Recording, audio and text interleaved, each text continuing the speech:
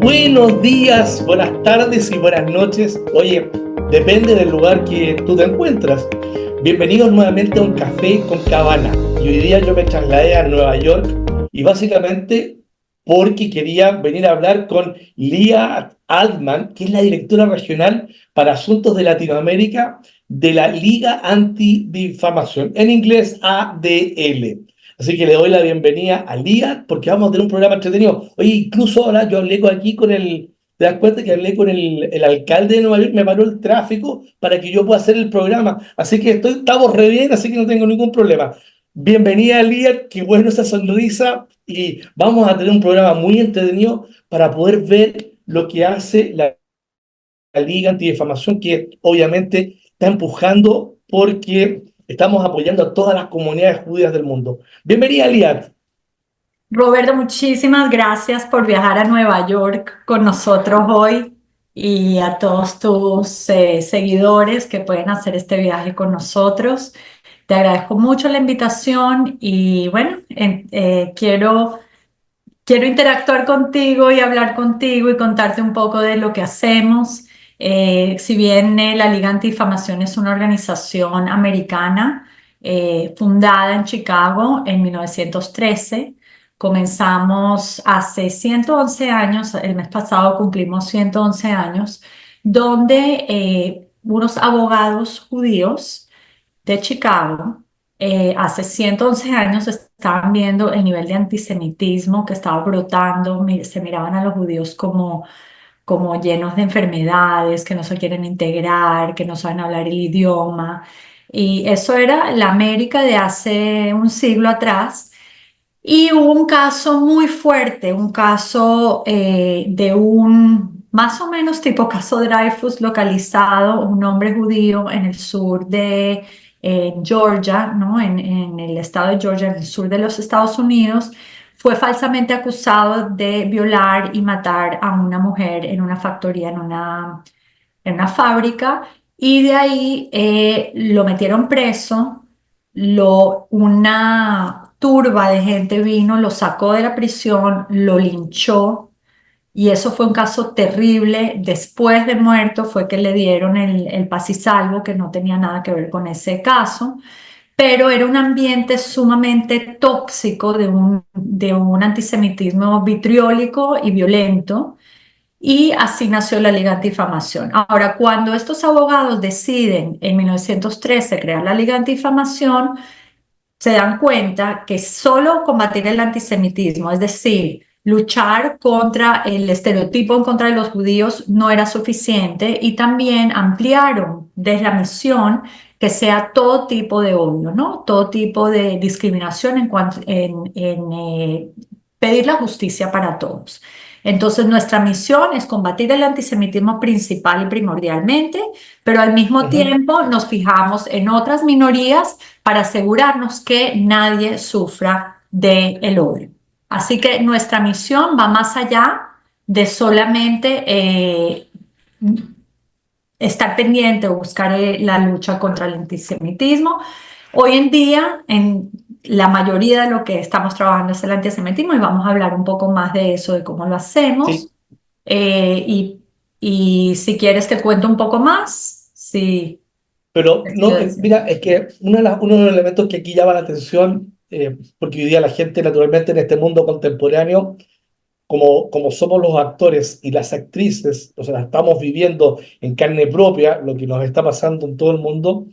Creemos que nunca existió antes y naturalmente lo que tú estás comentando es algo que sucedió recién. O sea, estamos hablando de 1913, un siglo y un poquito más atrás, donde también a los judíos y a las minorías también existían estos grupos que querían de alguna manera molestar, aplacar y ojalá exterminar. Entonces, esto es un tema que es inherente al hombre. Entonces, hemos ido mejorando, sin duda, y hoy día tenemos una liga antidifamación que está preocupada de los casos como el que tú acabas de contar, extendiendo a otras minorías. Y en ese sentido, me gustaría si podemos ver un poco el tema de los alcances que tiene la liga alrededor del mundo y después nos vamos a ir metiendo en algunos detalles más de cómo trabaja el Global G7, pero eso más rato, de queremos ver un poquito de acciones que están sucediendo en estos países que no nos quieren mucho, Siria, Irán, Corea del Norte. Vamos a ver las universidades norteamericanas, o sea, tenemos un tema para hablar oye, pero antes de eso, quería contarle a nuestra gente que estamos en el canal YouTube, o sea, este programa va a estar siempre ahí, pero aparte de eso, cuando no tienes tiempo de verlo, estamos en Spotify, así que puedes escuchar el podcast cuando vas a tu trabajo, te subes a la autopista y hay una congestión grande, colocas el café con Cabaná y te vas escuchando un programa tan maravilloso como este. Así que, dicho vayamos a ver cuáles son los alcances de la Liga Antidifamación alrededor del mundo. Bueno, sí, los primeros años de la Liga Antidifamación, que de hecho nace de la B'nai Brit, eso no te lo Mira, comenté, pero nace de la B'nai Brit y se independiza más adelante. Los orígenes, como te digo, era para combatir el antisemitismo creciente y fuerte que estaba sucediendo en Estados Unidos con olas migratorias, sobre todo las que venían de Europa del Este y luego olas que vinieron del Medio Oriente, pero básicamente ese era el enfoque. Ahora, ¿qué sucede? Dos cosas grandes suceden. La Segunda Guerra Mundial, el Holocausto, donde los judíos americanos ya no podían quedarse insulados y callados y solamente tratando el tema del antisemitismo dentro de Estados Unidos. Tuvieron que mirar afuera. Y la segunda cosa es la creación del Estado de Israel, 1948.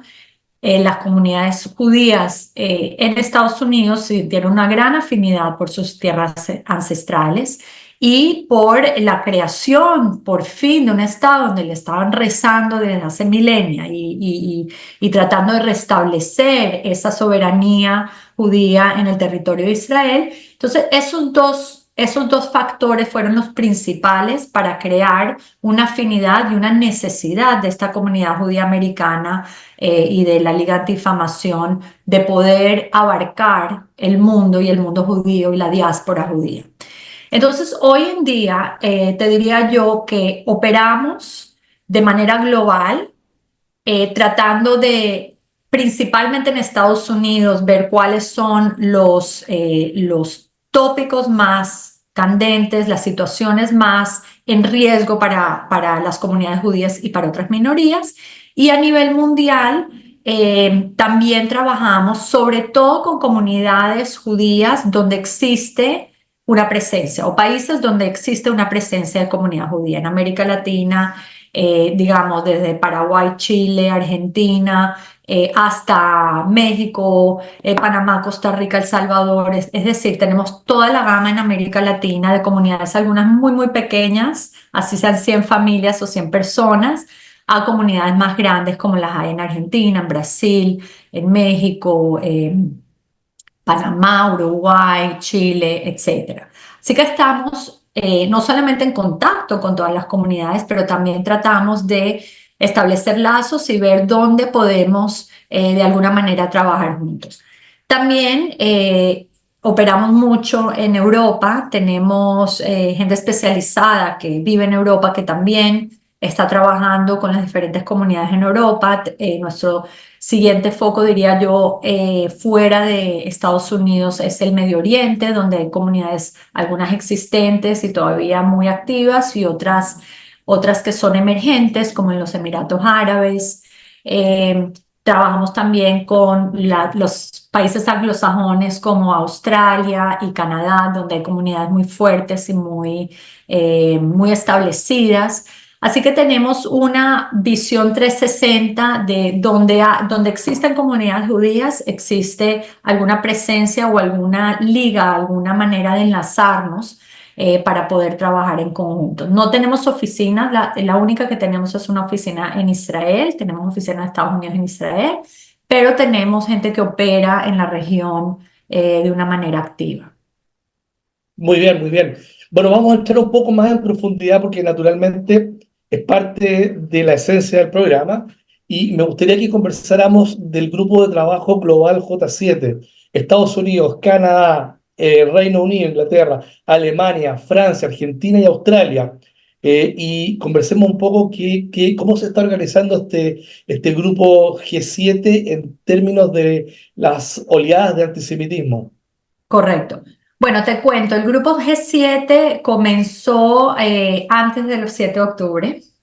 Sí, Era una visión de poder tener impacto, digamos, las 7 comunidades más grandes del mundo. Es un poco prestándonos de esta noción del grupo 7, del G7. No, prestamos de esa idea para poder concentrarnos y enfocarnos en las comunidades más grandes. Muchas de ellas tienen temas en comunes que sentimos como grupo que teníamos que abordar en conjunto. Y luego llegó el 7 de octubre, que nos evidenció aún más que muchos de los factores que se están viviendo en las comunidades grandes son los mismos. Y estas comunidades representan más de la mitad del pueblo judío en la diáspora y a nivel mundial, o sea, no contando Israel, y son todos países democráticos, o sea, no se cuentan comunidades como la comunidad rusa, que digamos, estamos en el mundo occidental, las comunidades.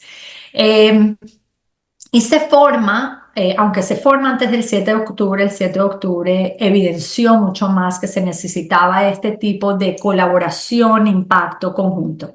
Una cosa muy importante es que no quiere decir que los otros países que no están en el ¿no? J7 no ¿No? son Sí, de importantes, acuerdo. todos lo son. Tenemos situaciones en países como Sudáfrica, donde se vive un antisemitismo un poco más viral en el tema del antisionismo.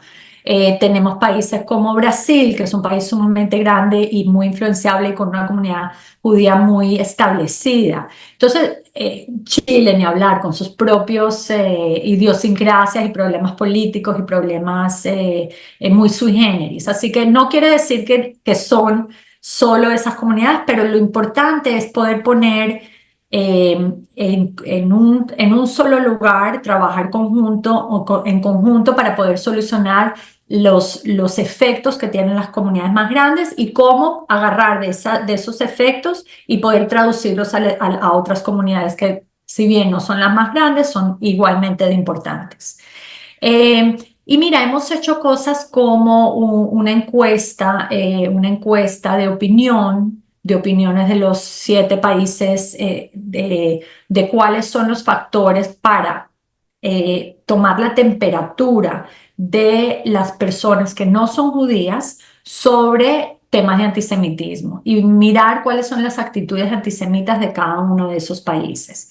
Entonces, eso lo lanzamos hace como un mes, más o 1 o 2 meses, donde pudimos mirar más o menos no solamente los incidentes, que digamos en un lugar como en lugares de Europa, como en Alemania, Francia, Inglaterra, hay un nivel de incidentes antisemitas, es decir, actos de vandalismo, actos de acoso, actos de violencia, esos son incidentes. Esa es una manera de medir el nivel de antisemitismo en un país. Pero también existen actitudes antisemitas, es decir, ¿qué piensa la población de los judíos? ¿Piensan que los Correcto. judíos son muy poderosos? ¿Piensan que hablan demasiado del holocausto? ¿Piensan que le responden más a Israel que al país donde viven? Son varias preguntas que preguntamos y entonces sí podemos comparar manzanas con manzanas, dónde está cada país. Mira, hay datos muy interesantes que luego lo puedes Eso. compartir lo puedes poner, lo puedes colgar para que la gente lo vaya a mirar. Pero sí, tenemos, mira, datos muy interesantes en cuanto a los incidentes, por ejemplo, incidentes que han sucedido sobre todo después del 7 de octubre. Tenemos países como Francia, donde del 2022 al 2023, incidentes tomados, sobre todo el alza desde octubre a diciembre del 2023 fue lo que propulsó el alza, hubo un incremento de 284% de incidentes.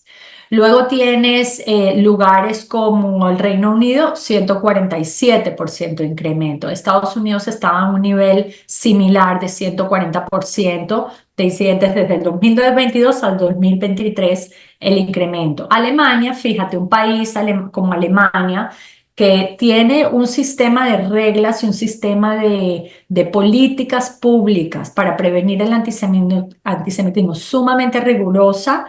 Hubo un incremento, pero un incremento del 37%. Ojo, 37% es terrible, no debería de haber incremento, deberíamos de buscar a la baja, no hacia la alza, pero no tanto como en otros países, ¿no? Argentina, por ejemplo, el incremento fue de 40%. Claro, cada país lo mide de otra forma y, por ejemplo, en Argentina se mide más el odio en línea que el odio en persona. O sea, los incrementos son mayoritariamente online y no tanto incidentes de acoso. Así que no se puede comparar manzanas con manzanas y peras con peras tan fácilmente porque la metodología no es la misma necesariamente, pero sí es una manera de ver y evidenciar cuáles son las diferentes, los diferentes puntos álgidos y las diferentes comunidades que más sufren de tipos de ataques y de tipos de incidentes, ¿no? Eh, Ahora, mira, ejemplos, o sea, mucha gente pregunta ejemplos, ¿no? Por ejemplo, en Uruguay durante la marcha del Día de la Mujer se Sí, exhibió, sí, me imagino que lo han hablado aquí, ¿no? Una mujer con su estrella de David y una lanza atravesando su frente, ¿no? Eh, bueno, incidentes en Francia, uno terrible de la violación de una chica, o sea.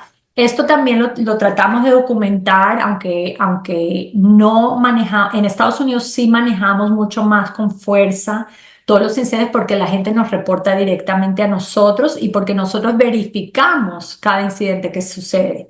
Es más, las estadísticas son que por cada incidente que nos reportan, no todos los incidentes entran dentro de nuestra categoría de incidentes antisemitas. Digamos, una disputa en un empleo no necesariamente es no. un incidente antisemita. Entonces, nosotros tenemos gente especializada que mira cada uno de esos incidentes y los desglosa y trata de llegar al fondo de si es o no es antisemita, porque nuestra credibilidad es muy importante.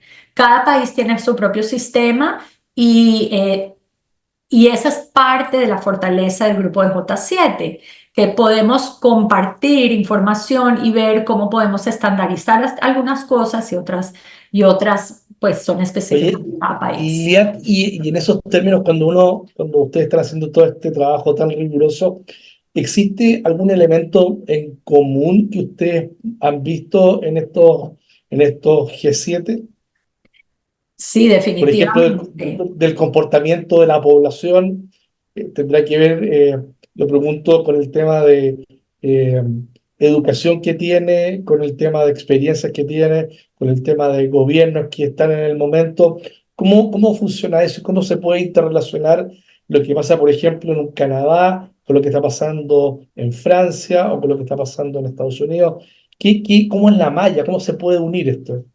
Claro, en cada país sí hay situaciones muy sui generis, digamos, del tipo de inmigración. Hay olas de inmigración tanto en Estados Unidos como en Europa, como en Canadá, como en Argentina, obviamente, pero la composición de repente es diferente por el lugar geográfico donde está cada uno de los países, ¿no? Entonces, digamos, vemos dentro de patrones de inmigración, podemos ver si las poblaciones tienen actitudes más o menos antisemitas y podemos conversarlo y llegar a un punto.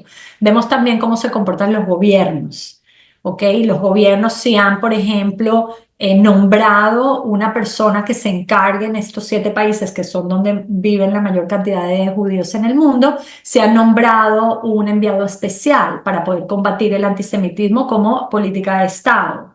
Vemos cómo las embajadas donde ellos sirven reportan y cómo se relacionan con las poblaciones judías locales. Por ejemplo, en Estados Unidos, que se acaba de hacer un plan bien riguroso para medir y combatir el antisemitismo, todas las embajadas de Estados Unidos están requeridas por ley de nombrar, de ver en general los grupos religiosos y el comportamiento de la población en frente a esos grupos religiosos, ¿no? De todas las minorías, cualquier tipo religioso y de cualquier minoría. Y es por política de Estado que se está haciendo, que nos da a nosotros mucho, nos alienta mucho que el gobierno de Estados Unidos está a través de sus embajadas recopilando esta información, que incluye obviamente el antisemitismo. Y eso, Correcto. como política de Estado, hay muchas otras embajadas y países del mundo que lo hacen y hay otras que no lo hacen, que no lo ponen como prioridad. Entonces es ver cuáles son las mejores prácticas, ver de dónde se puede aprender, ver de dónde se puede agarrar información. Y honestamente, el 7 de octubre golpeó y pegó a todas las comunidades por igual, pero claro, algunas reaccionan dependiendo del gobierno en turno, tienen o más acceso o menos acceso, o de repente tienen situaciones en donde el sesgo anti-Israel se convierte rápidamente en antisemitismo, las críticas de Israel van más allá de críticas, sino que es antisemitismo en la calle. Otro patrón que sé que lo vamos a hablar, lo vamos a ahondar un poco más adelante, por ejemplo, cuando hubo todas estas marchas universitarias, que el punto álgido Sí. fue en el norte de América, tanto en Canadá como en Estados Unidos. Asimismo, Canadá y Estados Unidos tenían mucho que compartir en términos de cómo actuar, cómo poder pedirle a las administraciones universitarias que protejan a los estudiantes judíos. Cómo se manifestó lo mismo o en menor o mayor grado en un lugar como Argentina y cómo se manifestó en Europa y cómo no se podía manifestar de alguna manera en Alemania por las leyes rigurosas que tienen. Entonces, esa cooperación que tenemos para poder compartir información y ver cuáles son las mejores prácticas y ver cómo actuar es algo invalorable, es realmente un excelente mecanismo. Qué bueno, qué bueno. Pasemos un poco a conversar esto de acciones de Irán, Siria, y me llama la atención que lo estuve leyendo, Corea del Norte apoyando continuamente a Hamas y cómo esta trilogía de países están armando toda esta cantidad de secuencias de hechos y actividades que naturalmente impactan después en acciones antisemitas en diferentes partes del mundo. Porque naturalmente, Irán como proclama toda su propaganda, Siria como actúa muy calladamente hacia el exterior, pero ahí está haciendo cosas, y naturalmente Corea del Norte, que está muy alejado de la situación, pero muy amigo de todo este grupo terrorista. Correcto. Entonces, mira, te quiero comentar varias cosas con respecto a Irán. Puntualmente, lo que tú estás haciendo referencia es a una demanda que por primera vez una institución judía americana hace en conjunto con 125 demandantes que son directamente afectados por el 7 de octubre. Te estoy hablando de sobrevivientes del NOVA, te estoy hablando de gente que perdió familiares en 7 de octubre en general, en los kibbutzim, en NOVA, etcétera.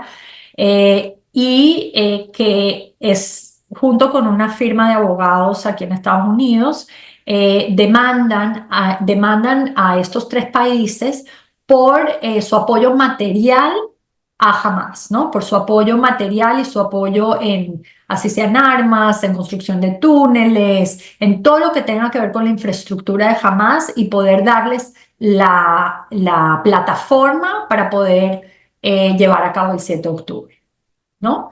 Entonces, es sin precedentes este tipo de demanda. Obviamente lo que se quiere, todo ese dinero congelado que el Departamento, el Tesoro de Estados Unidos tiene sobre grupos terroristas y tratar de desenmascarar y también de generar una instancia donde haya un precedente que estos países tuvieron que ver y de alguna manera hay que llevar a la justicia. Y te pongo esto en el contexto de los 30 años de la AMIA, la conmemoración de la AMIA. Yo Sí, tuve el zhut, ¿no? La oportunidad de estar en Buenos Aires hace un par de semanas conmemorando los 30 años, dolorosísimo, o sea, toda la gente con la cual hemos trabajado por tantos años, ver que es un número redondo, pero igual las cosas no cambian, impunidad, no,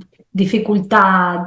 revivir cada vez esos momentos tan dolorosos de la historia de Argentina realmente y de la historia de las comunidades judías en el mundo, tienen un hilo 100% directo. Es decir, Irán causa y ataca a través de Hezbollah la AMI hace 30 años.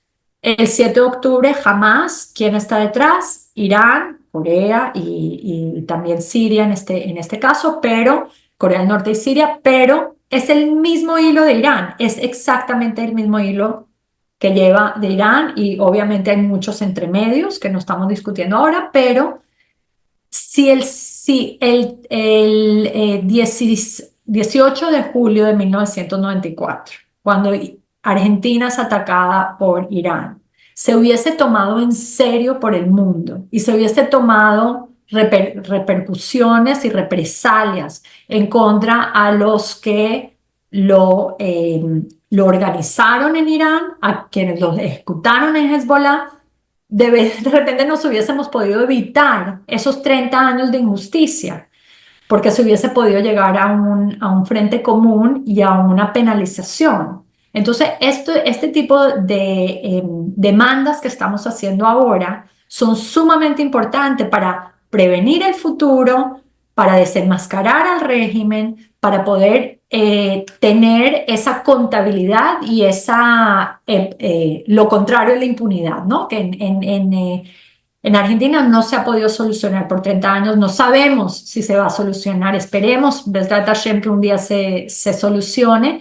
pero es muy importante, fue muy importante para nosotros salir rápidamente con esta demanda para que haya una responsabilidad y una manera de que la ley y la justicia pueda llegar a quienes lo... Es en cierto modo un juicio en ausencia, que hoy en día se habla mucho en Argentina, un juicio en ausencia, si se va a dar o no se va a dar, pero esto es un juicio en ausencia, se tiene que juzgar a los ausentes, pero a los manipuladores de esta masacre que fue el 7 de octubre.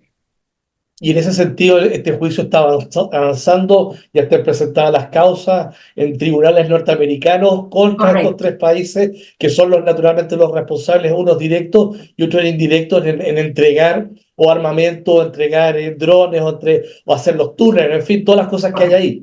Correcto, correcto. Sí, la demanda está ahorita en Washington, D.C., ahí fue donde se hizo la demanda y como cualquier caso legal, ¿no? Toma tiempo, pero por lo menos el presente está ahí y las 125 familias demandantes o personas demandantes, ellos son los que tenemos ahora y obviamente todos los que sufrieron, ellos son los que a la larga van a poder tener justicia. El tercer punto que te quiero hablar de Irán, que creo que es muy importante para todo el Sí, mundo que está escuchando esto, porque realmente tenemos... Irán, como te digo, es una cadena, es un hilo que lo ata al pasado y al presente. Y también durante julio hicimos un reporte sobre Hispan TV. Hispan TV es el canal de noticias, el website, han tratado de tener todo tipo de presencia también en redes sociales, que algunas se sí. han bajado, otras no tan exitosamente, pero hicimos un reporte nada más porque no mucha gente conoce. Tú de repente sí porque estás metido en este tema todo el tiempo, pero no mucha gente sabe que Hispan TV es una red de propaganda para el régimen iraní en español, para América Latina y para España, para los latinos aquí en Estados Unidos. Y es sumamente importante poder desenmascarar esa propaganda, que si tú abres cualquier página de Hispan TV y haces una búsqueda de la palabra sionismo, vas a encontrar cualquier cantidad de tergiversaciones, manipulaciones, teorías de conspiración, etcétera. Entonces, ese reporte que hicimos nos centramos en, por ejemplo, los tropos o los mitos antisemitas sobre los judíos y el poder judío. Ahí encontramos varios ejemplos. La desinformación y el negacionismo del 7 de octubre. O sea, no solo glorificación, sino también Negacionismo que el 7 de octubre ocurrió realmente como ocurrió. O sea, el negacionismo del Holocausto por lo menos tardó un poquito más, pero esto ya, el 8 de octubre ya habían artículos de negacionismo, Estaba preparado. preparadísimo. Eh, Teorías de conspiraciones relacionadas con América Latina, como el Plan Andina, que tú y en Chile se conoce un poco mejor que Ya, y todo sí. esto, ¿qué impacto está teniendo en la población hispanoamericana cuando tienes tú un canal como este que tergiversa, tergiversa, miente, miente, miente, y frente a una población latinoamericana e incluso española, en que está alejada de todo esto, pero ve y lo cree o no lo cree, lo hace propio? ¿Qué es lo que ustedes están viendo en la liga? Mira, nuestro rol es exponerlo, ¿ok? Sí, Exponerlo a través de nuestras redes, exponerlo a través de gente que está al mando de políticas públicas de un país, sí, eh, eh, no solamente políticos, pero también, digamos, congresistas, parlamentarios, gobiernos que puedan tener alguna influencia para, no solo alerta, la alerta es nuestra manera de poner la investigación y sacarla a la luz pública, pero correcto, también qué se hace con esa alerta, ¿no? Eh, exacto, por ejemplo, en un país como Bolivia, donde hay una presencia iraní muy fuerte, o sea, ¿qué, qué se está haciendo al respecto, no? Entonces, por eso sacarlo a la luz es muy importante. Y obviamente depende, en cuanto a la receptividad de esta información, depende de la gente que lo está leyendo, digamos. Si es un público judío muy comprometido, que está muy preocupado por lo que está pasando en Israel y por la influencia de Irán en el mundo, porque Irán es el exportador de terrorismo y es el exportador de antisemitismo número uno del mundo, punto y final. Eh, claro, gente que está muy comprometida y que está muy alerta del problema lo va a consumir de una manera más profunda que alguien que le parece, ah, eso no es nada. Bueno, no, igual que Irán atacó a Argentina 2 veces, porque no hablamos del exacto. 92, ¿no? 2 veces, impunemente, eso puede volver a suceder. No quiero que suceda, no estoy prediciendo que va a suceder, pero ya Irán ha estado los últimos días de la semana pasada declarando, haciendo todo tipo de declaraciones de que va a tener venganza, revancha, etcétera. Y ellos pueden escoger el target a nivel mundial porque operaciones tienen, Absoluto. tienen por todos lados, en Y América Irán Latina y en está, otros países. claro, Irán con su proyecto del sur global, exportando no solamente terrorismo, sino que está tratando de exportar todo tipo de elementos, desde un petróleo, pero relacionado con el antisemitismo, hacia este sur global y cómo va tratando de armar y tejer esta infraestructura en Latinoamérica y naturalmente fue Argentina, pero puede ser Bolivia o puede ser Panamá y creo que es tremendamente importante 100%. gritarlo pero a todo el mundo de que existe de una cadena que está difamando y que existe un plan muy concreto, el sur global, que hay que preocuparse de que no nos vaya a afectar después. O sea, y Correcto. que ellos siguen avanzando, porque naturalmente una cosa, lo que está sucediendo en Israel, lo que está sucediendo en las diferentes comunidades, pero hoy día el trabajo que hace Irán en estas latitudes es una cosa increíble y lo están haciendo de forma muy silenciosa, pero están trabajando. Sí. Bueno, y hay mucha investigación de diferentes grupos que hablan de la red del narcotráfico con Hezbollah, que América Latina es También, uno de los centros para poder mandar dinero al Líbano y con eso construyen misiles, etcétera, para atacar a Israel. Así que sí, es muy preocupante desde los lugares donde estamos nosotros, más bien con países un poco más seguros y donde podemos sacar a la luz pública este tipo de injusticias y este tipo de propaganda, porque es propaganda. Es, propaganda. es propaganda que cierto sentido, en gran parte, diría yo, está robada o copy-paste de lo que era durante la Unión Soviética, ¿no? Todo el tal tema de las cual. Naciones Unidas, racismo igual, sionismo es igual a racismo y todo tipo de Tal cual. tonterías y tergiversaciones para culpar al único país judío en el mundo y culpar a Israel. Y el uso del término sionista como un blanqueo de la palabra judío.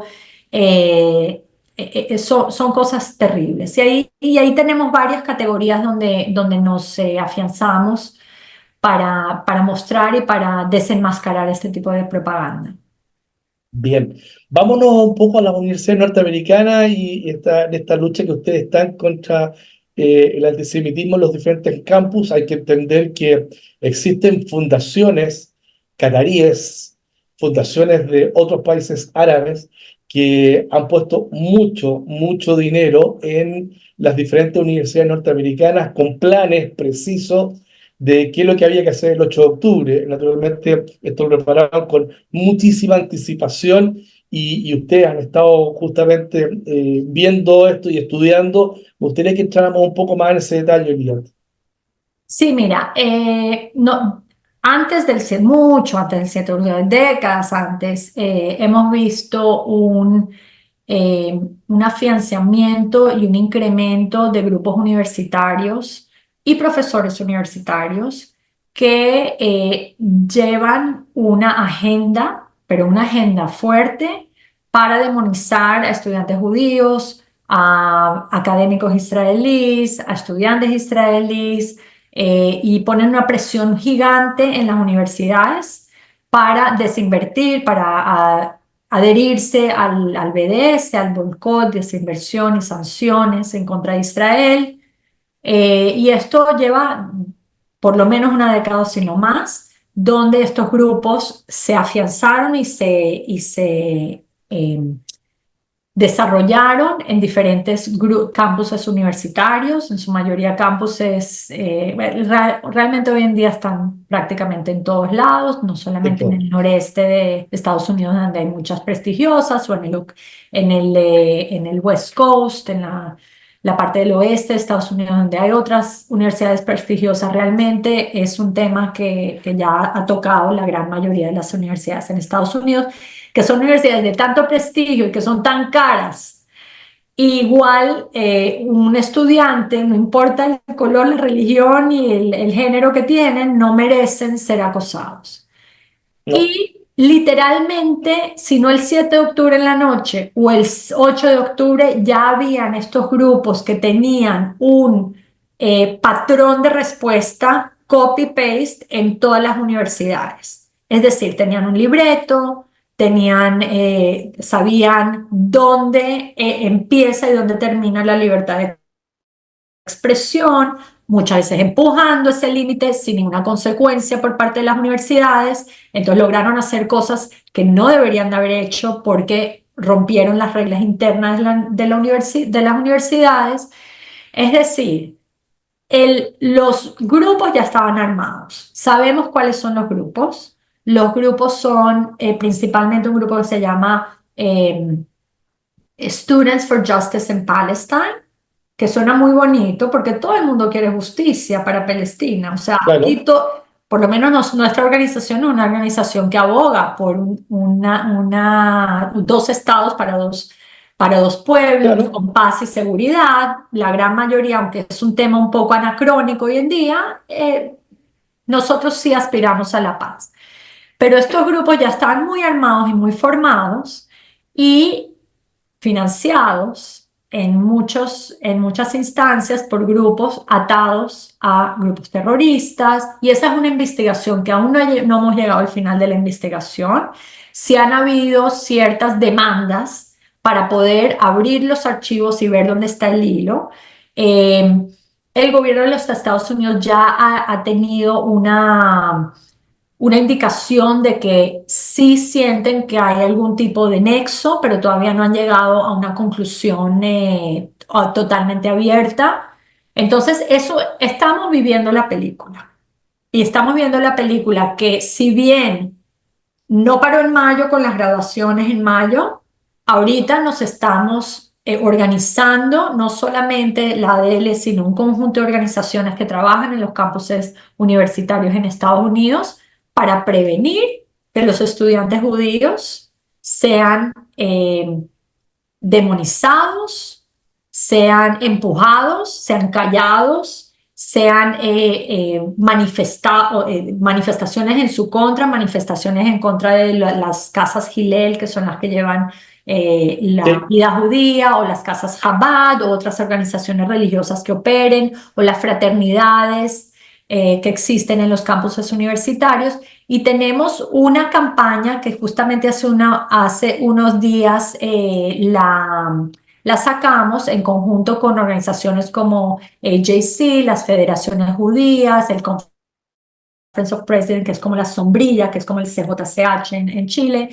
y grupos universitarios dentro de las universidades, para exigirle a toda universidad, todas, que comuniquen las reglas claramente, que antes de que empiece el semestre comuniquen claramente las reglas y los estándares de las políticas, si no quieren consecuencias, que apoyen a los estudiantes judíos, que les den un espacio donde ellos puedan sentirse como judíos seguros, al igual que cualquier otra minoría, porque lo que absoluto. vimos hace unos meses es que hay estándares diferentes para diferentes grupos minoritarios y los judíos no se consideran en los ojos de muchos como un grupo minoritario, porque erradamente se ve un patrón de que los judíos en esta binaria muy miópica están los opresores y los oprimidos, y los judíos Tal salen cual. los opresores y Israel sale dentro de los opresores.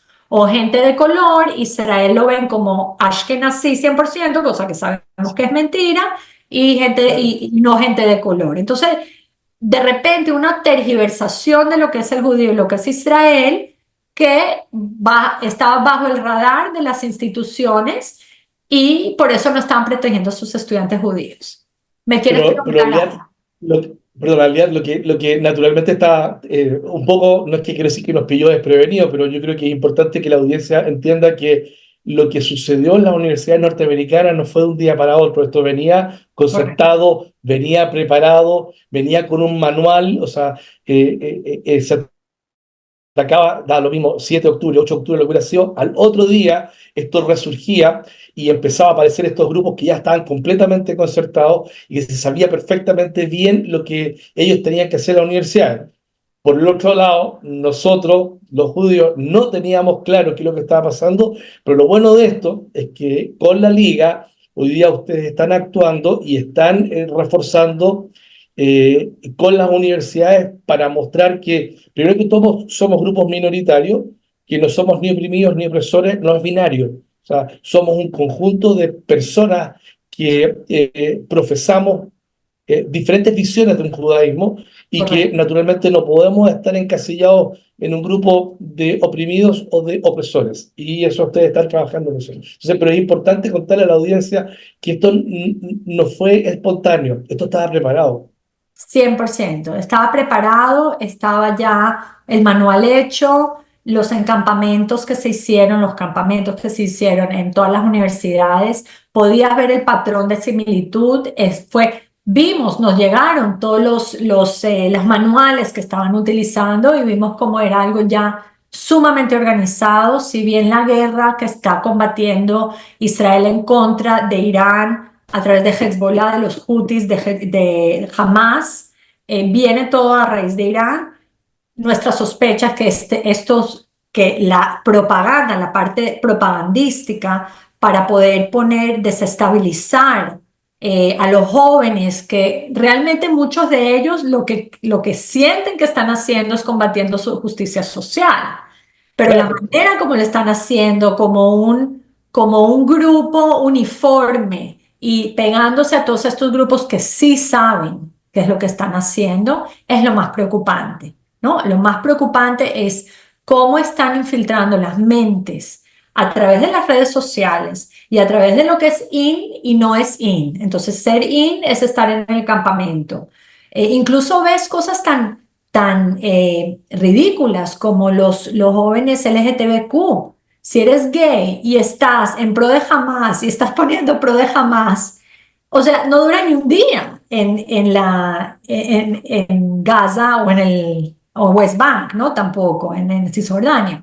Entonces, ese tipo de pensamiento en ola, de qué es lo que yo tengo que hacer como estudiante de 20 años, y todo lo del uso de la máscara. Aquí en Estados Unidos había una ley antes, cuando el Ku Klux Klan era Sí, muy fuerte, donde se tenía pasaron una ley de desenmascararse porque quería saber si vas a tener libertad de expresión. Aquí es santa, la primera enmienda. Puede venir una persona en la calle y gritarte judío de X o te puede alebrestar, te puede incitar al odio. Eso es parte de la libertad de expresión. Pero si andas con una máscara y yo no sé que tú eres mi vecino, que estás el que me está incitando, había leyes para eso. Claro, con COVID las leyes del enmascaramiento tuvieron que cambiar y por eso estos chicos se aprovechan de esas leyes y andan totalmente tapados. Tú no sabes quiénes son muchas veces, no sabes si es tu compañero de salón o tu compañero de piso y es sumamente intimidante. Otra cosa muy importante que es lo que nos estamos preparando para el semestre siguiente, no solo ponerle sí, presión a las universidades, sino también prepararlos para lo que sea lo que va a venir el 7 de octubre en la comunidad judía claro. a todo nivel, sinagogas, colegios, plazas públicas. Vamos a querer conmemorar el ataque más violento y más sangriento en contra de los judíos desde el Holocausto, que es el 7 de octubre. Y así va a ser también en las universidades. Y tiene que haber un espacio. Y las contraprotestas que glorifiquen el 7 de octubre, las universidades tienen que anticiparlo ahora, antes de que empiece el semestre en un par de semanas. Qué buen Porque punto, ¿ah?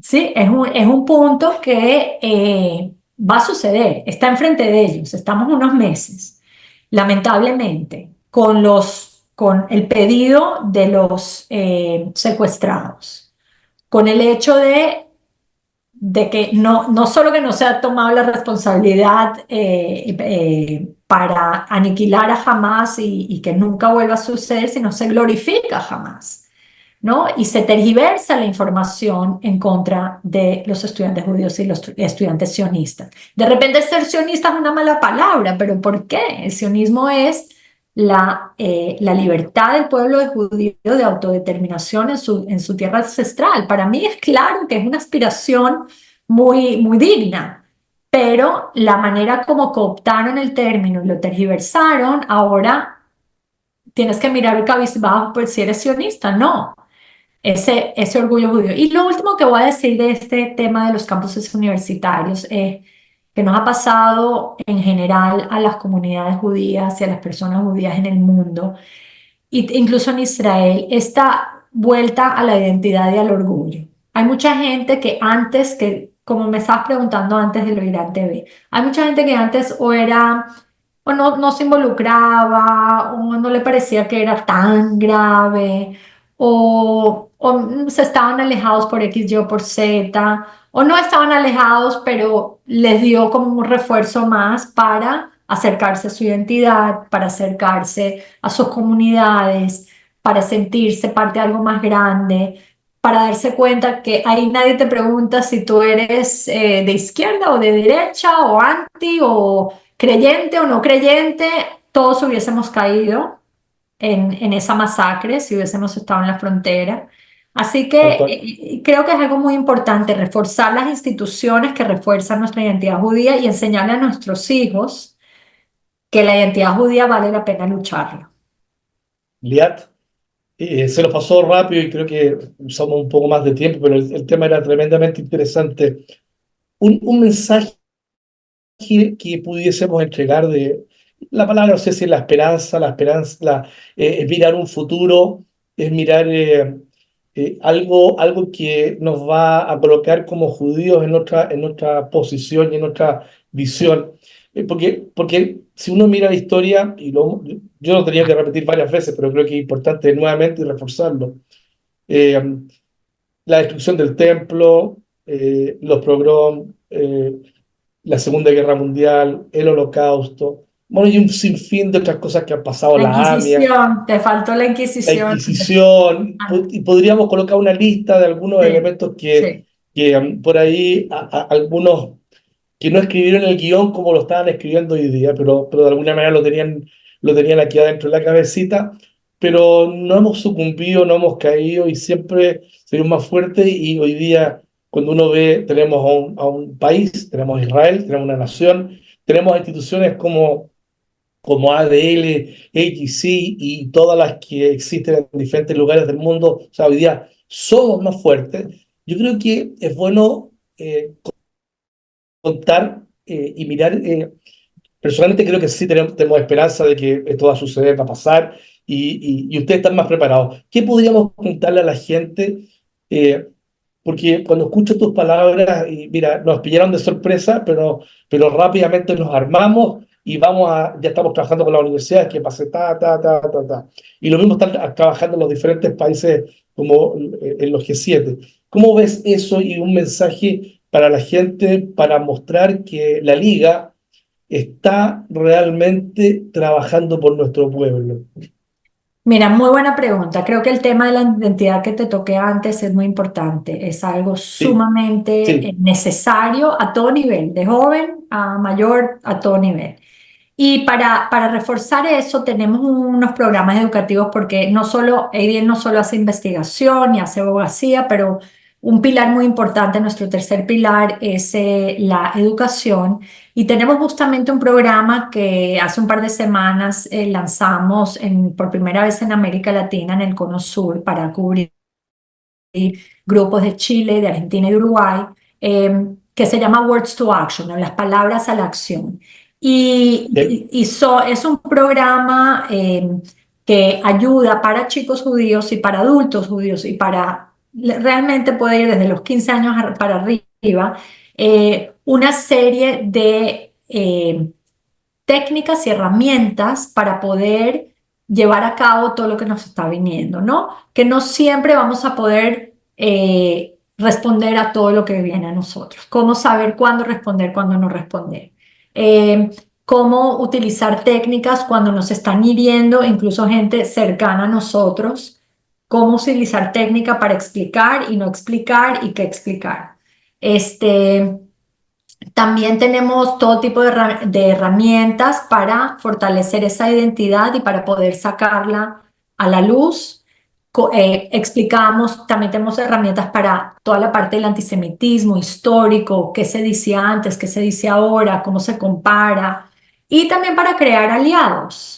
Esa es otra idea, Bien, también para crear aliados. Este recurso en América Latina lo estamos haciendo justamente con el Museo Judío de Chile, que nos ha estado ayudando con el contenido, así que muy localizado a ustedes. Y también tenemos muchísimos otros recursos. Yo creo que la educación es clave para poder sentirnos que tenemos esa fortaleza, que si bien hemos pasado por todos los periodos que tú describiste y el 7 de octubre ha sido el más reciente, tenemos muchos recursos en nuestra página web. Invito a tu público que se una a la página adl.org guión bien, español y a nuestras redes. Ahí tenemos recursos como el antisemitismo al descubierto, que es una guía de todos los mitos y está estructurada de forma que no solamente entiendas el mito, por ejemplo, el mito de que los judíos mataron a Jesús o que el mito de que el holocausto, hablamos mucho del holocausto, o el mito de que tenemos mucho poder.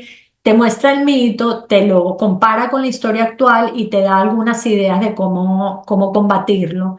Lo tenemos en video, lo tenemos en guía, en online.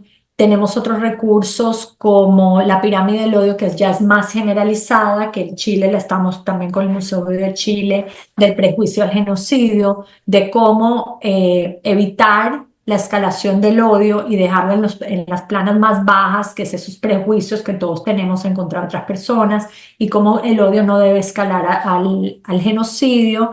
Y también estamos desarrollando, todavía no, me invitas la próxima vez cuando te pueda hablar más de bueno, productos que estamos desarrollando afuera para grupos no judíos sobre el antisemitismo, que es un proyecto que llevamos ya varios meses tratando de impulsar y todavía está cocinándose todavía, así que te doy la primicia, Bien. pero me invitas otra vez y lo Pero hablamos. encantadísimo.